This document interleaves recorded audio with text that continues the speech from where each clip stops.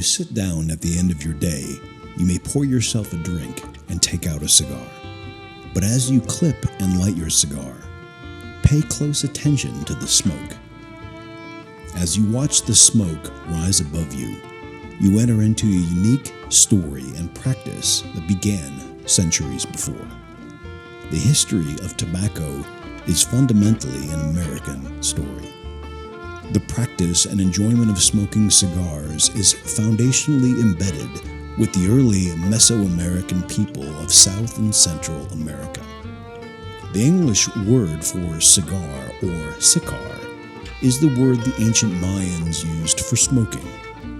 In 2500 BC, when the Mayans lit their cigars, the smoke of the burning tobacco leaves drifted into the heavens. It linked these people ceremonially and spiritually to something bigger than themselves. The Taino people of Hispaniola called tobacco tzitbatl, or literally a tube of smoke. On October 12, 1492, Columbus records this in his captain's log. Today the natives of San Salvador brought us a gift of fruit, wooden spears, and certain dried leaves which give off a distinct fragrance. What's interesting in this first European discovery of tobacco, that it was immediately misunderstood from the start.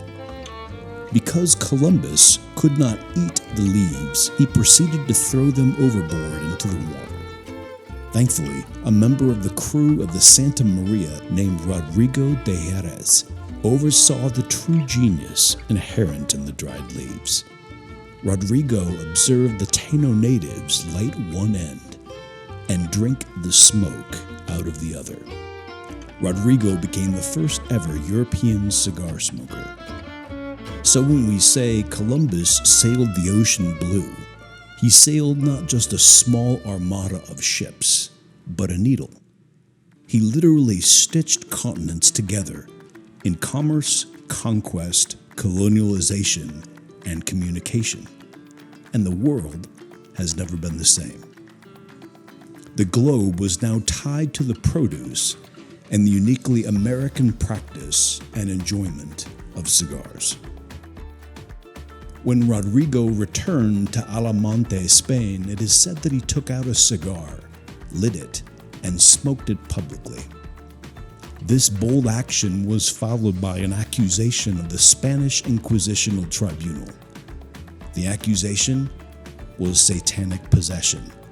That was the only explanation for his sinful habit, for only Satan could make smoke come out of the mouths of people.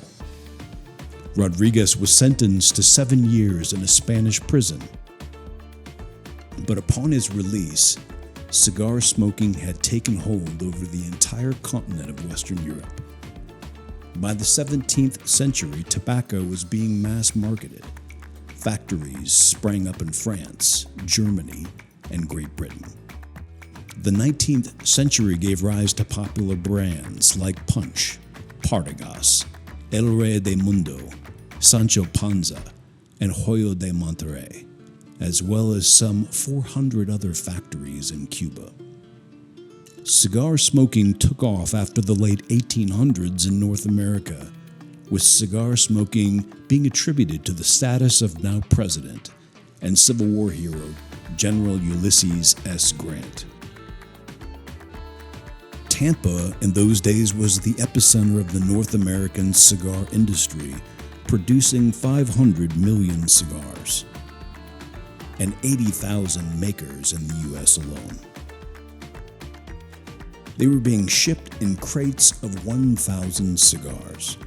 But that was more than you could smoke. A half box contained 500, and the smallest commodity was a quarter box of 250 cigars. So when you enjoy your next cigar, we hope that this brief history of cigars gives you some perspective on the story of tobacco and the connection it gives to all of us.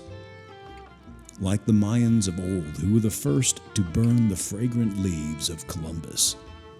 And as the smoke ascends into the heavens, we enter into a spiritual ceremony that connects us transcendentally to a uniquely American story. We hope that this primer gives you a larger appreciation of what we hold in our hands today. In this next episode, episode 47, A History of Cigars, we will cover more. A practice and enjoyment of a moment that's much bigger than the one in which we currently inhabit.